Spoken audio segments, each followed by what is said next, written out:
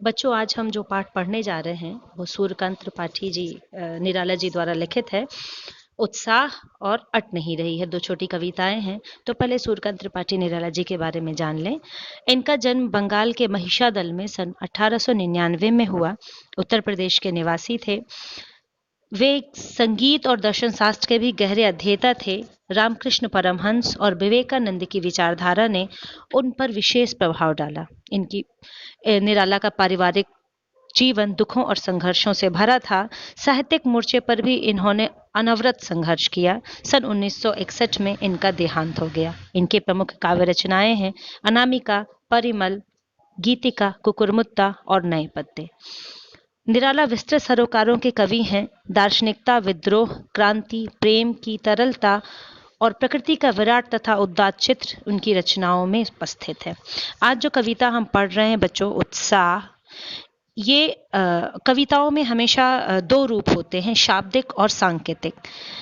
इसमें शाब्दिक रूप से बादल को गरजने के लिए कहा जा रहा है, किंतु इसका प्रतीकात्मक अर्थ है कि बादल कठोर क्रांतिकारी स्वरूप वाला है, जो दुखी, शोषित, उत्पीड़ित जन को सुख रूपी शीतलता प्रदान करेगा।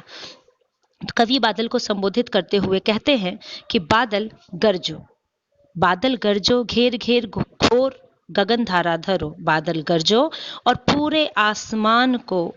पूरे आसमान में, विस्तृत आकाश में तुम छा जाओ।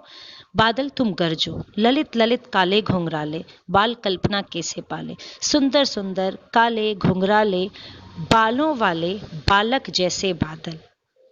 सुंदर सुंदर काले घुंघराले बालों वाले जैसे बादल, विद्युत छवि उर्मे कवि नवजीवन वाले। तुम्हारे हृदय में विद्युत छवि अर्थात तुम्हारे हृदय में बिजली की चमक जैसे उत्साह भरा हुआ है। क्या कहते हैं कि तुमने अपने हृदय में बिजली की चमक जैसा उत्साह भरा है बादल, तुम नवजीवन प्रदान करने वाले हो।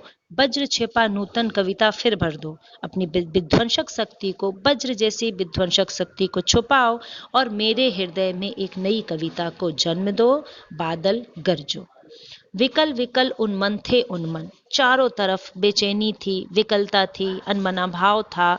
विश्व के निदाघ के सकल जन, क्यों था? क्योंकि सभी लोग इस गर्मी के ताप से, निदाघ का अर्थ होता है ग्रीष्म का ताप, इस ग्रीष्म के ताप से बेचैन थे, परेशान थे, उद्विग्न थे।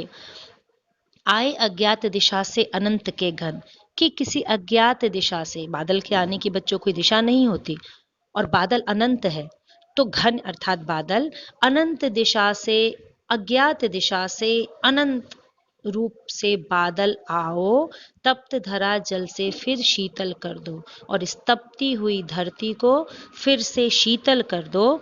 बादल गरजो, बादल बरसो।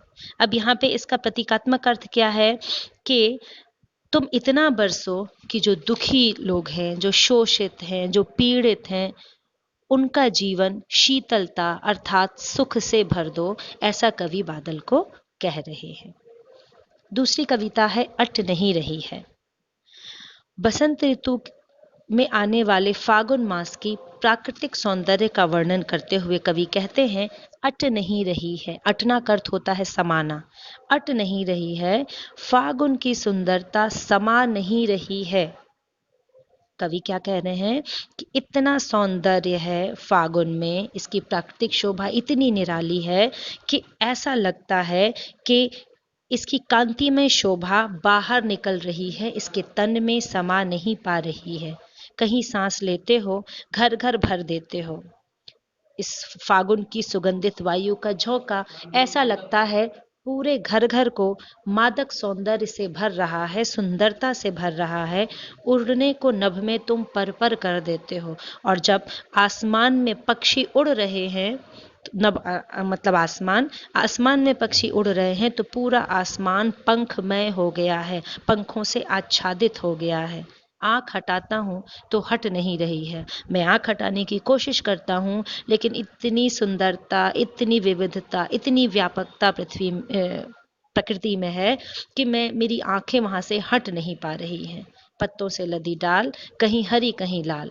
वसंत का मौसम है, पतझड़ के बाद वसंत आता है तो नए नए कोमल कोमल पत्ते पेड़ों में निकलते हैं। तो उसी को इंगित करते हुए कवि कहते हैं, कहीं हरी कहीं लाल, कहीं हरे हरे पत्ते हैं, कहीं लाल लाल पत्ते हैं, कहीं पड़ी है उर में मंद गंध पुष्पमाल। अर्थात ऐसा लगता है जैसे फूलों का समूह प्रकृति रूपी सुंदरी के कंठ में पुष्पमाला जैसा प्रतीत हो रहा है। क्या हो रहा है कवि को? कि फूलों का समूह प्रकृति सुंदरी के कंठ में पुष्पमाल की तरह प्रतीत हो रहा है।